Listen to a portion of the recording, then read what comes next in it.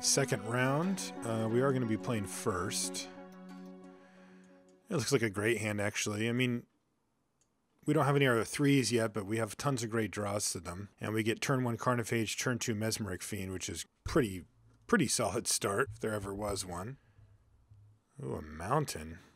No, still on plan A here. Let's see what he's got. He's got Kindle, Fire Blast, Chainer's Edict, and then 2 non-blockers. So we have to take Kindle. He is going to try to race us, though.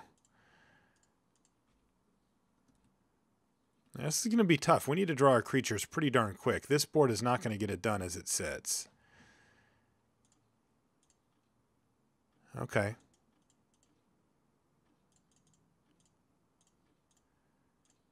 This one might. Not going to be a whole lot of blocking going on here. And there's the Fledgling Djinn. Might actually just repel that. Might just suit Chi, though, here instead, yeah. So I can repel it and get in for 5, or I can keep developing the board and get in for probably 2. So let's do that. Assuming he's going to want to block here to try to maximize his Edict effect. All right, what is this? Goblin Matron. Let's see what he gets. He's probably going to get that Beetleback Chief. Yeah, there it is. In the meantime, why didn't he attack? Oh, right, he can't. Sure. Wow, that's pretty good. So Repel is not good against Beetleback Chief. He's probably going to chump block here. We could, for the first time in the history of the recorded world, we could control magic a Goblin Matron. That would get us in for 7 damage here. Then he plays Beetleback Chief, though, and he's got quite a few blockers lined up at that point.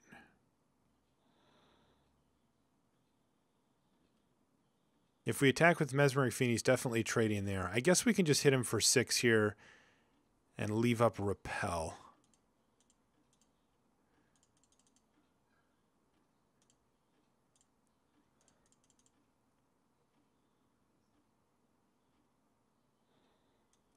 Ooh, Flame Tongue. Yuck. That's a pretty good draw there.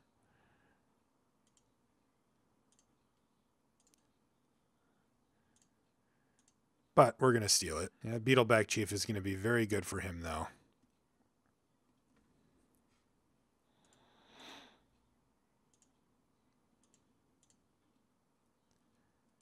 Ooh, that's a good draw. That actually helps out a lot, because he was going to try to trade off 2 of these for 2 of these.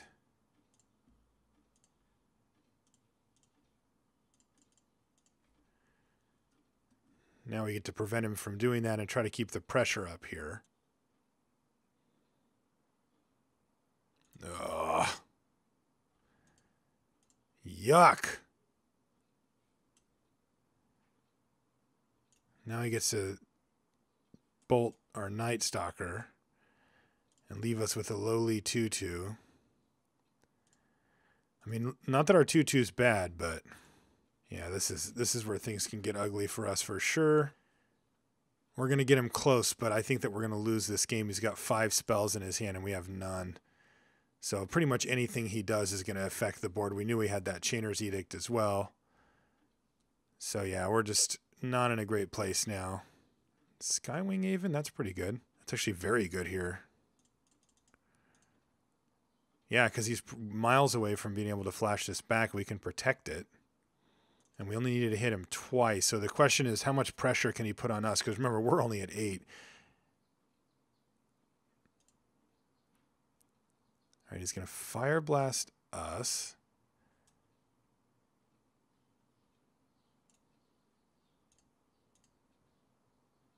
And he's just going to kill us here.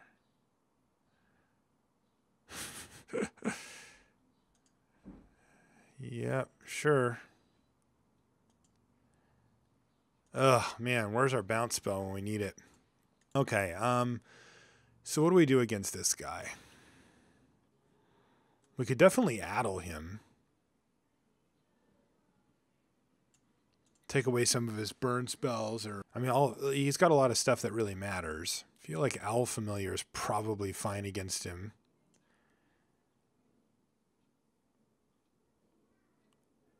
I'm going to cut Chainer's Edict. Expunge is still fine. He's got plenty of red things to kill.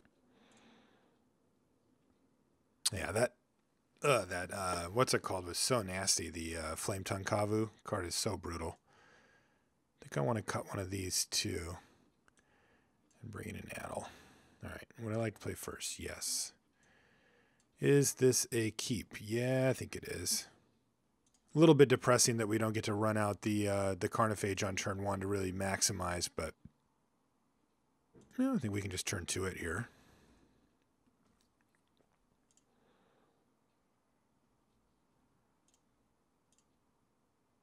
All right, does this look like anything familiar? This is exactly how last game started, pretty much. All right, so let's run this out there. He's got Chainer's Edict, Beetleback Chief, Fledgling Djinn.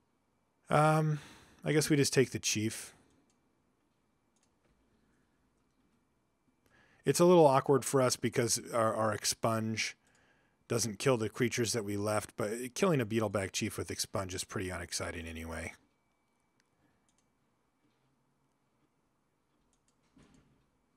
All right, so let's see if he wants to trade. He doesn't.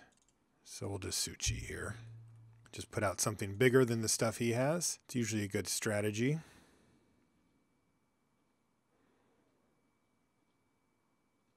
He's probably just going to Edict us. We get rid of Carnophage.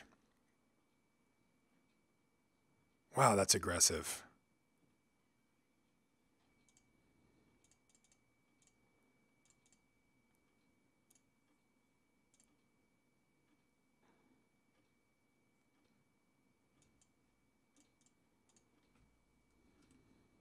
Big decision here on if we're going to block this, and I think we do.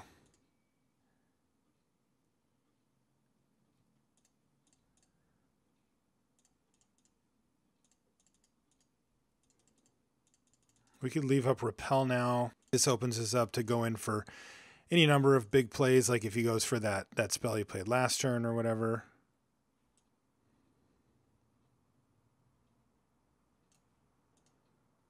All right, let's just get rid of that.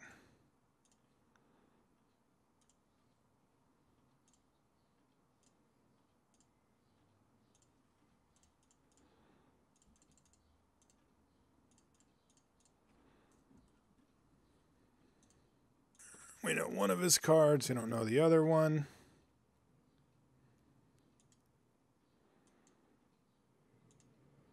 Get him for 6 here, but not 7. If we let him have this, it doesn't really matter. He's got lethal, though, on the crackback, so I guess we just leave Mesmeric Fiend back. Hit for this, this, and this. 2, 3. Yeah, that makes sense. We go to 1 because we have to pay 1 to keep this guy up. Take him to 3. And let's see if he gets lucky. It's not. Just good news.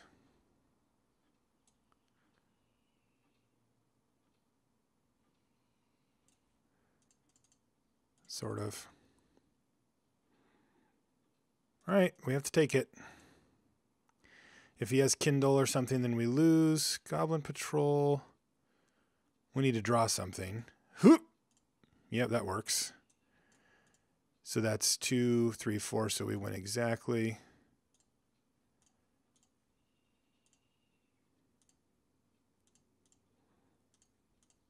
Any creature would have been fine for our bid to win the game as well, though. We didn't have to actually get something to get that thing out of the way. All right, I'm wondering if we want the Rescind. I'm a little concerned about that card that we saw in game 1.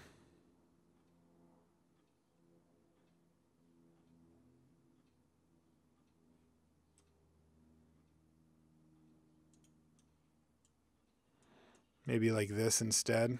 I don't love the cyclers against this type of deck because we're too likely to just have to cycle and then we just die. I mean, his deck's obviously highly, highly aggressive. Maybe we just want a Nightscape Familiar. This is a nice grindy card, but a little too slow for him. Maybe we just want something like that. Let's try that out. All right, do we have a keep here? No, we've drawn our 3 most expensive cards. We just don't do enough here, so we have to mulligan this one. This one I am going to keep because I don't want to go any lower, and Su-Chi is excellent against him. And this is another reason to keep, is that we just have a ton of 3-drops, so I think it's pretty reasonable with a 4-lander to think that we'll at least play something by turn 3.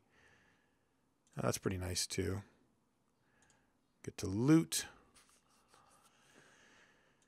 So we want these lands for sure. I don't even know if we want the Carnophage here. Yeah, I'm just going to get rid of Carnophage. We have stuff to do for the next 2 turns for sure, and if we draw a 3rd land, then we get to do something else too. We're in a pretty equal race situation where he's going to be hitting us for 2. We're going to hit him for 1 plus the Fledgling Djinn trigger. He's going to Goblin Matron up another Beetleback Chief here. Beetleback Chief's a big deal, though. That card's an issue for sure. All right, Repel. Repel's not great. We can attack here, I think. Play an Ophidian, say go. We're definitely the control in this matchup. Taking it.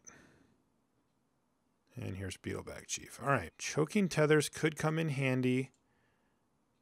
For now, I think we just want to play Su-Chi and probably just say go here.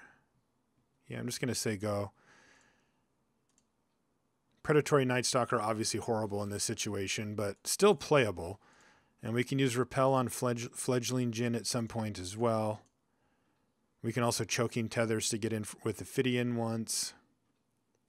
Oh, wow. Wow, wow, wow. That's bad. All right, let's Nightstalker him. And just say go. We're just going to try to keep this army at bay here. We're going to have to use something on the Fledgling Djinn soon, but if he can kill really anything here, we're just going to lose. Beetleback Chief into Beetleback Chief is absolutely brutal, though. He could just ship the team here even. Yeah, all right, he's going to stay patient. So we want a flyer or something. Goblin Commando. He's going to kill our Predatory Nightstalker. I'm surprised he didn't just do that and then just start shipping. Seems a lot better. All right, well, we found a replacement. And I think we should probably just cast it here. So we're chipping away at his goblins, but not really getting anywhere if we're honest. This should prevent the all-out attack, though, and it does. Oh, for the love of God.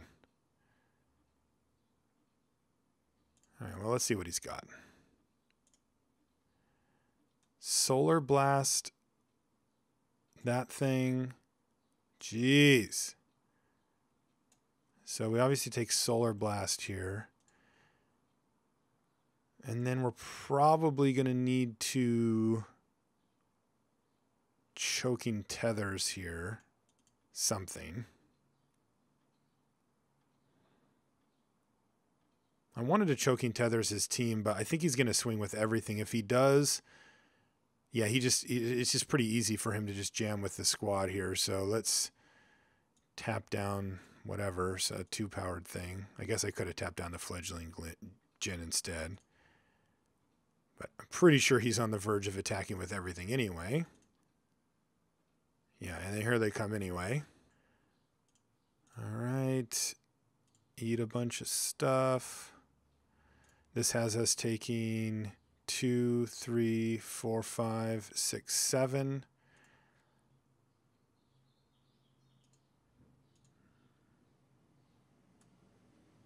We can't ever let him have that, so yeah, all right. Go to 3. Play Goblin Matron. He's just sort of comboing off here. Yeah, we're just going to be dead here. Can't actually cast that. He saved his Haste Goblin. Yeah, I don't think there's really anything we can do here. Control Magic something. Can hit him for 6, which isn't bad. But we can only play one of these spells, which is really annoying. So if I control magic this, then he has 1, 2, 3, 4, 5, 6, and then a 7th creature. We'll only have 4, so he gets in for 3 no matter what. So that's not going to save us. Repel doesn't do anything. It does basically the same. Yeah, we're just dead here. I guess I can attack with Ophidian and see what we draw. He might just throw the Matron in front. Oh, he's going to double block, which is nice. Can't pay. Yeah, still very dead here, though.